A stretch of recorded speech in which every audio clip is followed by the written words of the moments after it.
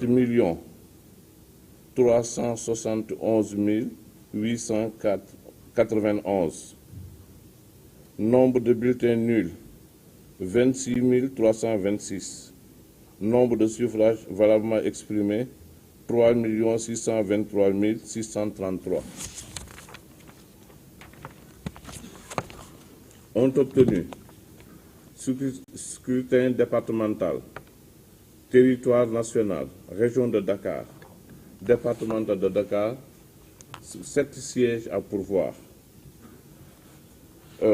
Pastef les Patriotes, 222 675 voix, donc Pastef remporte les 7 sièges de Dakar. Département de Guédiawaye, 2 sièges à pourvoir. Parti Pastef les Patriotes, 61 061 voix, donc Pastef remporte les 2 sièges de Guédiawaye. Département de Pikine, 5 sièges. Parti Pastef les Patriotes, 116 898. Donc Pastef remporte les 5 sièges du département de Pikine. Département de Keur Massar, 2 sièges. Parti Pastef les Patriotes, 72 719. Donc Pastef remporte les 2 sièges. Rufisque, Parti Pastef Patriote, 85 280, remporte les 2 sièges. Diourbel, département de Bambey, 2 sièges à pourvoir. Parti Pastef les Patriotes, 37 057. Pastef remporte les 2 sièges. Département de Diourbel, Parti Pastef les Patriotes, 32 153, remporte les 2 sièges. Département de Mbacké, 5 sièges. Parti Pastef les Patriotes, 128 028. Remporte, donc le parti Pastef remporte les 5 sièges. Département, région de Fatick, département de Fatick, Parti Pastef les Patriotes, 28 052, remporte les 2 sièges. Département de Foundiougne, le Parti Pastef les Patriotes, 31 850, remporte les 2 sièges. Département de Gossas, 1 siège. Coalition La Marche des Territoires Andu Nawlé, 10 379, remporte le siège à pourvoir. Région de Kaffrine, département de Birkelane, Parti Pastef les Patriotes, 15 967 voix, remporte le siège. Kaffrine, 2 sièges. Parti Pastef les Patriotes, pour 26 655 voix, remporte les 2 sièges. Koungheul, département de Koungheul, Parti Pastef les Patriotes, pour 21 283 voix, remporte les 2 sièges. Département de Malem Hodar, Parti Pastef les Patriotes, pour 10 427 voix, remporte le siège. Guinguinéo, Parti Pastef les Patriotes, 16 364, remporte le siège. Département de Kaolack, 2 sièges à pourvoir. Parti Pastef les Patriotes, 66 818, remporte les 2 sièges. Nioro, 2 sièges à pourvoir. Parti Pastef les Patriotes, 42 773, remporte les 2 sièges. Région de Kédougou, département de Kédougou, Parti Pastef les Patriotes, pour 10 143 voix, remporte le siège. Département de Salé-Mata, 1 siège à pourvoir. Parti Pastef les Patriotes, pour 2 704 voix, remporte le siège. Département de Saraya, Parti Pastef les Patriotes, pour 5 555 voix, remporte le siège. Région de Kolda, département de Kolda, Parti Pastef les Patriotes, pour 31 360 voix, remporte les 2 sièges. Médina Yoro Fula, Parti Pastef les Patriotes, pour 15 081 voix, remporte les 2 sièges. Département de Vélingara, 2 sièges à pourvoir, Parti Pastef les Patriotes, 26 335, remporte les 2 sièges. Région de Louga, département de Kébémer, Parti Pastef les Patriotes, pour 39 375 voix, remporte les 2 sièges. Département de Linguère, 2 sièges à pourvoir, Parti Pastef les Patriotes, pour 29 292 voix, remporte les 2 sièges. Louga, département de Louga donc, Parti Pastef les Patriotes, pour 44 287, remporte les 2 sièges. Région de Matam, département de Kanel, donc Kanel, la coalition Takku Wallu Sénégal, pour 23 905 voix, remporte les 2 sièges. Département de Matam, la coalition Takku Wallu Sénégal, pour 55 684 voix, remporte les 2 sièges qui étaient à pourvoir.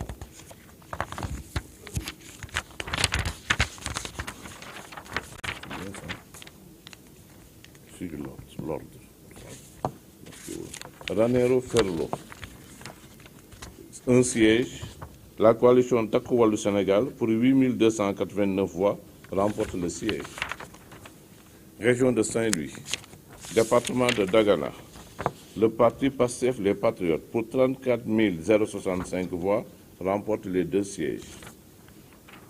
Département de Podor, la coalition Jàmm ak Njariñ, pour 41 349 voix, remporte les 2 sièges. Département de Saint-Louis, le Parti Pastef les Patriotes, pour 54 250 voix, remporte les 2 sièges. Région de Sédhiou, département de Bounkiling, Parti Pastef les Patriotes, pour 20 952 voix, remporte les 2 sièges.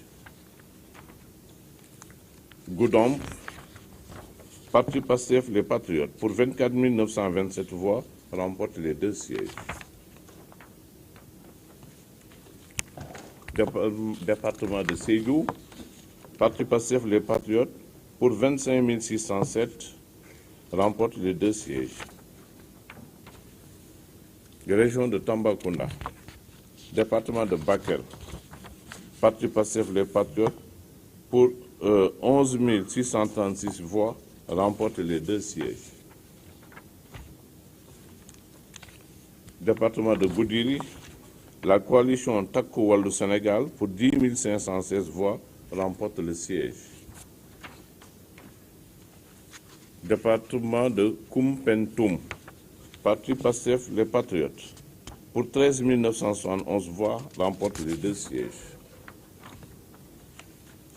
Département de Tambacounda, Parti Pastef les Patriotes, pour 26 078 voix, remporte les 2 sièges. Nous sommes à la région de Thiès, le département de Mbour, le Parti Pastef les Patriotes, pour 101 122 voix, remporte les 4 sièges qui étaient à pourvoir. Département de Thiès, 4 sièges à pourvoir, Parti Pastef les Patriotes, pour 119 578 voix, remporte les 4 sièges. Département de Tivaouane, le Parti Pastef les Patriotes, pour 81 199 voix, remporte les 2 sièges. Région de Ziguinchor, département de Bignona, le Parti Pastef les Patriotes, pour 58 996 voix, remporte les 2 sièges qui étaient à pourvoir. Département d'Oussouye, Parti Pastef les Patriotes, pour 11 262 voix, remporte le siège qui était à pourvoir. Département de Ziguinchor, 2 sièges à pourvoir, Parti Pastef les Patriotes, pour 45 810 voix, remporte les 2 sièges. Maintenant, département de l'extérieur du Sénégal, donc Afrique du Nord. Un siège était à pourvoir, Parti Pastef les Patriotes, pour 5 756 voix, remporte le siège. Afrique de l'Ouest, 3 sièges à pourvoir. Parti Pastef les Patriotes, pour 8 746 voix, remporte les 3 sièges. Afrique du Centre, 2 sièges à pourvoir. La coalition Takku Wallu Sénégal, pour 4 799 voix, remporte les 2 sièges. Afrique australe, un siège qui était à pourvoir. Parti Pastef les Patriotes, pour 862 voix, remporte le siège. Europe de l'Ouest, du Centre et du Nord, 3 sièges qui étaient à pourvoir. Parti Pastef les Patriotes, pour 19 629 voix, remporte les 3 sièges. Europe du Sud, 3 sièges à pourvoir. Parti Pastef les Patriotes, pour 31 734 voix, remporte les 3 sièges. Amérique Océanie, un siège qui était à pourvoir. Parti Pastef les Patriotes, pour 6 320 voix, remporte le siège. Asie Moyen-Orient, un siège qui était à pourvoir. Parti Pastef les Patriotes, pour 656 voix, remporte le siège. Nous passons maintenant au scrutin proportionnel national. C'est bon? Alors, le quotient national est de 68 370,433. Alors, entité And Liggéey Suñu Réew, 19 373, pourcentage 0,53, n'a pas de voix. Coalition Sénégal Kessé, 25 822 voix, 0,71 à une voix. À un siège, oui, plutôt. À un siège. Coalition Natangué, 14 736, 0,41 n'a pas de siège. Entité Parti Union des groupes patriotiques, 6 467, 0,18% n'a pas de siège. Coalition Troisième Voie, Kiraay ak Natangué, 26 775 voix, 0,74% à un siège. Coalition Xàllu Yoon, Ñafe Jàll, 86 050, 0,24 par siège.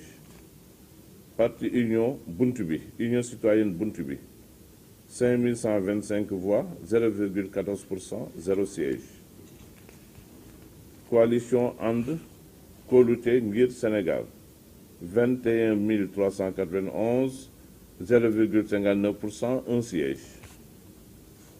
Al-Sar, 16 521, 0,46%, 0 siège. Coalition Nafoore Sénégal, 10 577, 0,29, 0 siège. Coalition Union nationale pour l'intégration, le travail et l'équité, 8 511, 0,23, 0 siège. Entité Sàmm Sa Gafaka, Sàmm Sa Ëllëg, 3 824, 0 siège. Coalition Wareef, 5 868, 0,16, 0 siège. Coalition Action, 10 150, 0,28, 0 siège. Union Natal Kaougui, 7 274, 0,20%, 0 siège. Coalition Dundu, 9 686, 0,27, 0 siège. Coalition La Marche des Territoires, Andu Nawlé, 47 636 voix, 1,31%, obtient un siège. Entité Les Nationalistes, 26 876 voix, 0,74%, obtient un siège. Coalition Manko Liggéeyal Sénégal, 11 733, 0,32, 0 siège. Coalition Dekkal Teranga, 16 446, 0,45%, 0 siège. And Liggéey Kadi, 12 881, 0,36%, 0 siège. Parti Ensemble pour le Sénégal, 16 482, 0,45%, 0 siège. Coalition And Bessel Sénégal, 20 765, 0,57, obtient un siège. Parti Garab, ADS, 68, 50, 0,19, 0 siège. Entité Coalition Gox yu Bees, 15 510, 0,43, 0 siège. Coalition Sàmm Sa Réew, Jottali Kàddu Askan Bi, 10 171, 0,28, 0 siège. Coalition Defar Sa Gox, 5 125, 0,14, 0 siège. Coalition Fédération du Renouveau, 12 277, 0,34, 0 siège. Parti Alliance Jëf Jël, 5 045, 0,14%, 0 siège. Parti Pastef Les Patriotes, 1 991 770, 54,97%, obtient 29 sièges. Alliance nationale pour la patrie, 11 535, 0,32%, 0 siège. Coalition Farlou, 28 303, 0,78, obtient un siège. And Suxali, production, transport et commerce, 16 570, 0,46%, 0 siège. Entité secteur privé, 7 415, 0,20%, 0 siège. Coalition Jàmm ak Njariñ, 330 865, 9,13%, obtient 5 sièges. Coalition Sàmm Sa Kàddu, 222 060, 6,13%, obtient 3 sièges. Coalition Bës Du Ñakk, 19 923, 0,55%, 0 siège. Coalition Takku Wallu Sénégal, 531 466, soit 14,67%, obtient 8 sièges. Entité Grand Rassemblement Les Artisans du Sénégal, 16 448, soit 0,45%, 0 siège. Coalition Sopi Sénégal, 22 991, soit 0,63%, obtient un siège.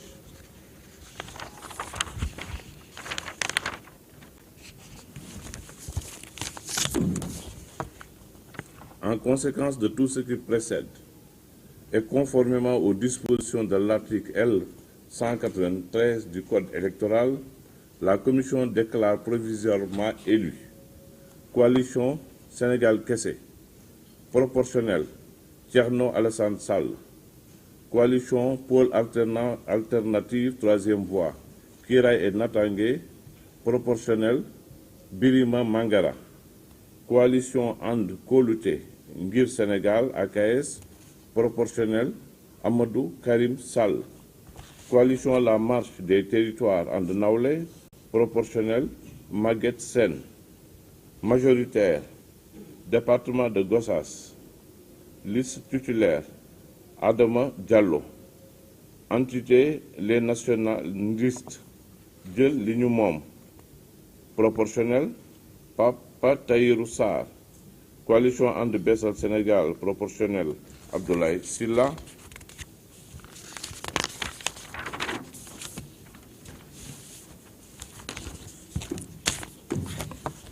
Pastef Les Patriotes, proportionnel Ousmane Sonko, Mben Faye, Saliou John, Marie Ange, Jelik Mam Selbe Diouf, Alakan, Maïmouna Bousso, Oumar Sy, Fama Ba, Abdoulaye Tall, Jacqueline Sagna, Mohamed Sall, Amid Dia, Mouramani Kaba Diakité, Awa Sonko, Aliou Ndao, Béatrice Faye, Germaine Tening, Oumar Diop, Awa Seck, Babacar Valor.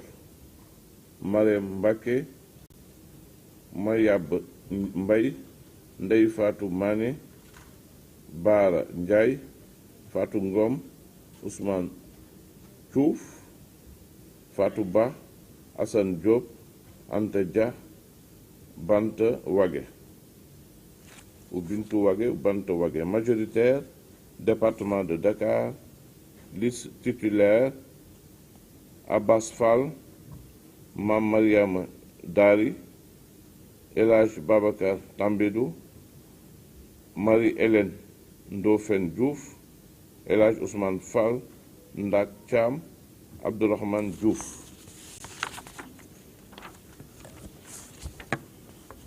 Département de Guédiawaye, liste titulaire, Ramatoulaye Bodian, Mamoudou Sey. Département de Keur Massar, liste titulaire, Mohamed Siradio Souare, Ramatoulaye Ndom. Département de Pikine, liste titulaire, Babacar Ndiaye, Safiatou Malik Mbaye, Ibrahima Meng, Mam Diara Bey, Matar Silla.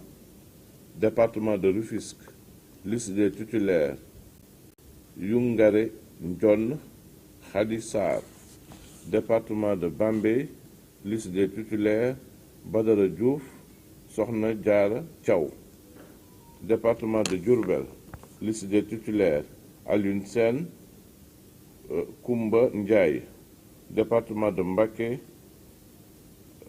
liste des titulaires, Cheikh Thioro Mbacké, Fatma Mbodj, Ahmadou Lo, Khady Sow, Djogomay Diaw.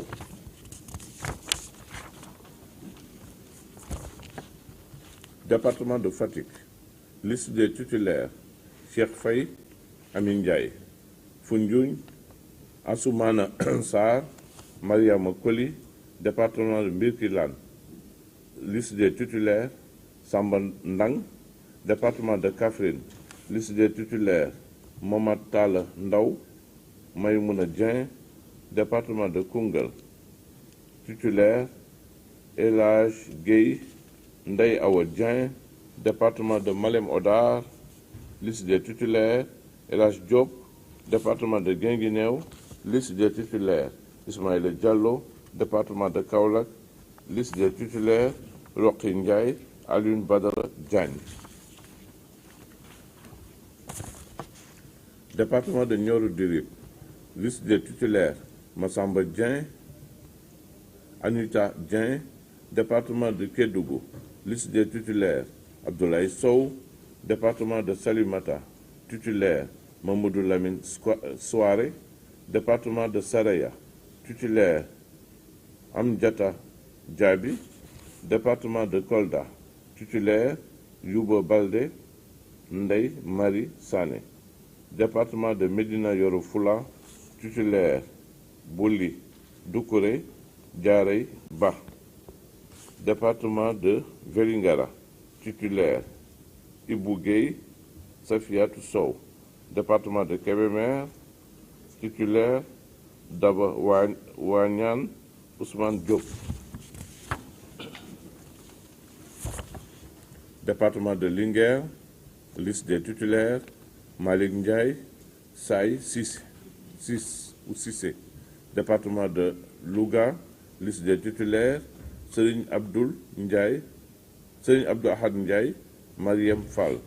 Département de Dagana, liste des titulaires, Ibrahima Mbodj, Mariam Diamanka. Département de Saint-Louis, titulaire, Seynabou Yassine Samb, Alioune Dieye. Département de Bunkiling, liste titulaire, Insa Danfa, Awassi. Département de Goundop, titulaire, Chérif Ahmed Diko, Sona Kinti Soli. Département de Sédhiou, titulaire, Mohamed Aïb Salim Dafé, Olemata Bayo. Département de Bakel, titulaire, Adama Tanji Gora, Boy Babi. Département de Koumpentoum, titulaire, Moussa Mbaye Awa Sow.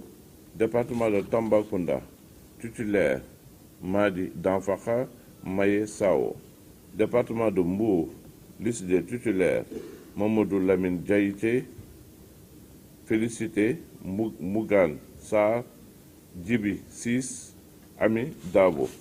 Département de Thiès, titulaire Amadou Ba, Fatma Gueye, Abdoulaye Faye, Anne-Marie Yassine Tine. Département de Tivaouane, titulaire Ousmane 6, Grace Faye. Département de Bignona, titulaire Bakary Diédhiou, Ousmane Sonko.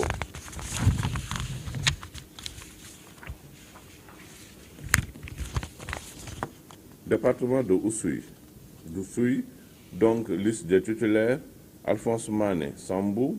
Département de Ziguinchor, Guy Marius Sagna, Oulimata Sidibé. Département de l'Afrique australe, Lamine Faye.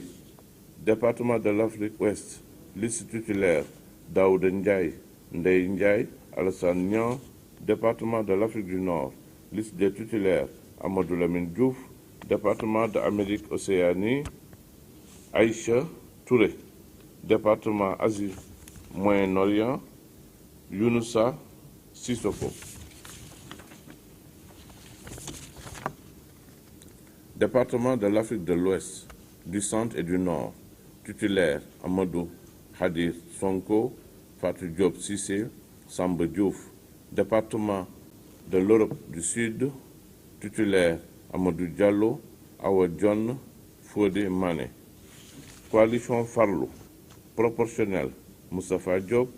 Coalition Jàmm ak Njëriñ, proportionnel Amadou Ba, Rokhaya Kamara, Cheikh Oumar Anne, Salimata Diop, Mbaye Ndione.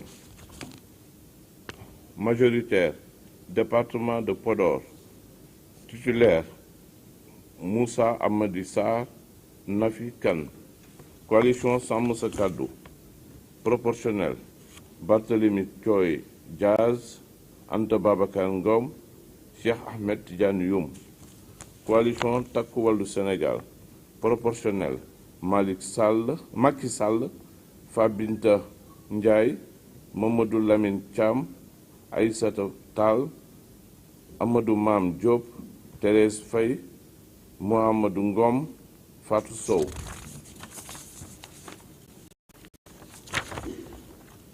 Département majoritaire, département de Kanel, titulaire Daouda Dia, Raki Diallo. Département de Matam, titulaire Mamadou Diaw, Aïssatou Ousmane Diallo. Département de Ranérou Ferlo, titulaire Amadou Diallo. Département de l'Afrique du Centre, titulaire Sokhna Ba, Baran Fofana. Département de Goudiri, titulaire Djimo Soare. Coalition Sopi Sénégal, proportionnel Tafsir Thioye. Voilà, mesdames et messieurs, tels sont les résultats ici du scrutin des élections législatives anticipées du 17 novembre 2024. Oui.